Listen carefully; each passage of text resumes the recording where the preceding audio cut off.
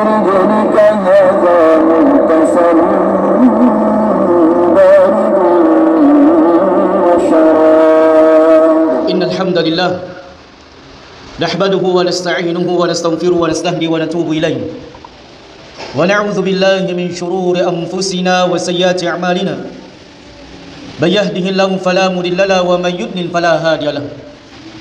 Sebagian manusia ada yang berlaku sombong di hadapan Allah Subhanahu wa taala. Dia menyangka dia tidak akan pernah dikembalikan kepada Allah Subhanahu wa taala. Dia menyangka harta yang dia miliki akan menyelamatkan dia dari hari perhitungan di hadapan Allah Subhanahu wa taala pada hari kiamat kelak. Banyak orang mengira dengan jabatan yang dia miliki dia akan selamat dari pengadilan Allah Subhanahu wa taala. Dia akan mendapatkan keselamatan di dunia dan di akhirat. Padahal dia berlaku semena-mena dengan jabatan yang dia miliki.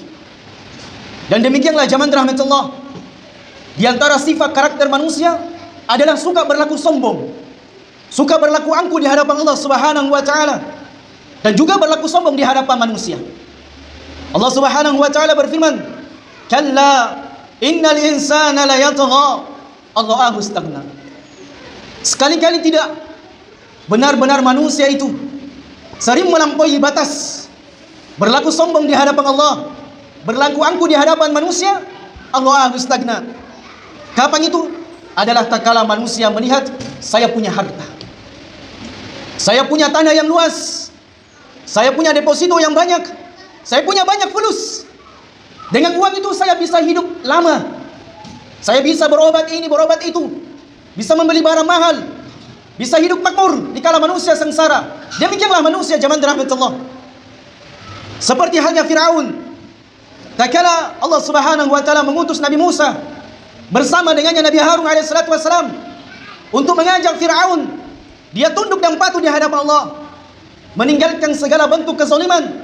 Maka Firaun berlaku sombong, Firaun berlaku tamak, Firaun berlaku angkuh di hadapan Allah.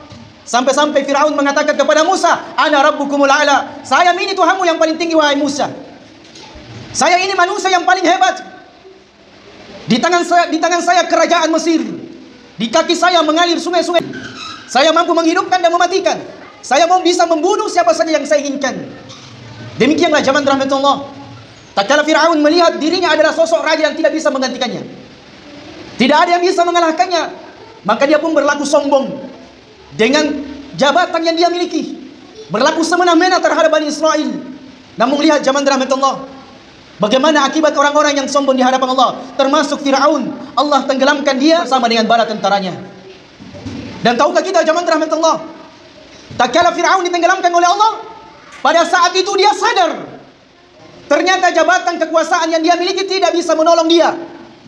Prajurit-prajurit yang perkasa, prajurit-prajurit yang badannya hebat, punya tentara yang kuat, tidak bisa menyelamatkannya dari air yang akan menenggelamkannya. Pada saat itu Firaun sadar. Pada saat itu Firaun tersentak. Pada saat itu Firaun bertobat kepada Allah. Namun pintu tobat baginya telah ditutup. Kenapa zaman rahmatullah? Firaun bertobat pada saat nyawanya sudah ditenggorokan. Maka hati-hati ingin taubat pada saat nyawa ditenggorokan. Sudah sadar, sudah mau kembali ya Rabb. Sampai-sampai orang-orang yang di dalam kubur itu mengatakan kepada Allah setiap harinya, andaikan rintihan-rintihan kubur, rintihan orang-orang yang ada di kubur kita bisa mendengarnya, mustahil masjid ini akan sepi.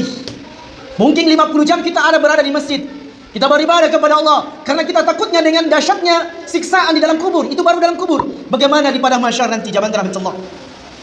Orang-orang kubur, saudara-saudara kita yang sudah di kuburan, tetangga kita yang berada di kuburan, jamaah masjid yang sudah ada di kuburan, mereka setiap saat meminta kepada Allah, "Rabbirji'uni la'alli a'mal shalihan fima tarak." Ya Rabb, kembalikan saya sekali lagi di dunia ini. Kembalikan, hidupkan saya lagi sekali lagi di dunia ini, supaya saya bisa beramal soleh, supaya saya bisa melaksanakan sholat 5 waktu yang selama ini saya tinggalkan demi proyek. Rabbirji'uni, ya Rabb, kembalikan saya sekali lagi di dunia ini, supaya saya bisa bersedekah dengan harta yang saya bakhil, yang saya sekat mengeluarkannya. Kalla, sekali-kali tidak zaman rahmatullah. Hidup hanya once more. Hidup yang Allah berikan kepada kita hanya sekali. Jangan sampai yang sekali ini kita gagal, karena tidak ada kehidupan reinkarnasi, tidak ada kehidupan yang kedua. Hidup kita hanya sekali zaman rahmatullah. Jangan sampai perniagaan dunia melelehkan kita di hadapan Allah. Jangan sampai kita baru diuji dengan proyek-proyek kecil, kita sudah sombong dengan panggilan Allah. Jangan sampai kita baru diuji dengan harta benda yang sedikit zaman rahmat Allah, kita pun sombong di hadapan Allah. Na'udzubillahi min dzalik. Begitu pula dengan Qarun. Qarun di antara umatnya Nabi Musa alaihissalatu wassalam. Dia memiliki harta benda yang sangat banyak. Hingga suatu ketika Qarun ini, dia ingin memamerkan kekayaannya. Karena Qarun mengatakan, semua kekayaan yang saya dapatkan dari saya punya kecerdasan. Ini banyak di antara manusia. Berlaku sombong, merasa hebat, merasa kuat, merasa pintar, merasa canggih. Dia berlaku sombong di hadapan Allah, tidak mau tunduk di hadapan Allah, tidak mau ruku di hadapan Allah, tidak mau sholat di hadapan Allah. Qarun banyak hartanya zaman rahmatullah. Sampai-sampai kunci berangkasnya hartanya Qarun, makanya disebut dengan harta karun. Itu adalah merupakan simbol dari kekayaan Qarun, sosok manusia yang pernah hidup, yang dahulunya dia orang fakir, karena memang dia cerdas, dia lihai berniaga, maka dia bisa mengembangkan harta yang kecil menjadi banyak, hingga dia menjadi orang yang terkaya di zamannya. Namun Qarun berlaku sombong dengan hartanya. Dia merasa, saya ini orang hebat, saya ini orang pintar. Banyak manusia seperti itu, bergelar doktor, bergelar profesor. Dia merasa dirinya sudah hebat, dia merasa dirinya sudah cerdas, dia merasa dirinya pintar. Na'udzubillahi min dzalik. Semua nikmat zaman rahmatullah yang kita rasakan itu datang dari Allah, bukan dari kehebatan kita. Andaikan setiap kehebatan itu, setiap skill yang kita miliki, setiap kecerdasan yang kita miliki bisa mendatangkan harta, maka semua orang pintar ini bisa jadi kaya. Tapi tidak. Kekayaan milik takdirnya Allah. Allah memilih di antara hambanya siapa yang kaya, siapa yang miskin. Titel boleh sama, pekerjaan boleh sama, jualan boleh sama, bahkan satu tembok lagi. Tetangga satu dengan tetangga yang lainnya sama-sama menjual barang yang sama, namun rezekinya berbeda. Demikianlah Allah mengatur rezeki. Maka Qarun bersifat sombong. Ar-ra'ahu stagna. Ketika dia melihat dirinya orang kaya, ketika dia melihat dirinya orang hebat, punya jabatan direktur, insinyur dan seterusnya, maka dia keluar dengan harta bendanya. Dia ingin memamerkan harta bendanya kepada manusia. Sebagian manusia yang melihat Qarun mengatakan, andaikan kita diberikan seperti Qarun. Qarun enak hidupnya, banyak hartanya, banyak uangnya, banyak fulusnya, dengan uang semuanya mulus. Maka dia pun merasa sombong, merasa takjub dengan dirinya, merasa hebat. Apa yang Allah timpakan baginya, Allah tenggelamkan dia beserta dengan harta-hartanya. Maka demikianlah zaman rahmat Allah.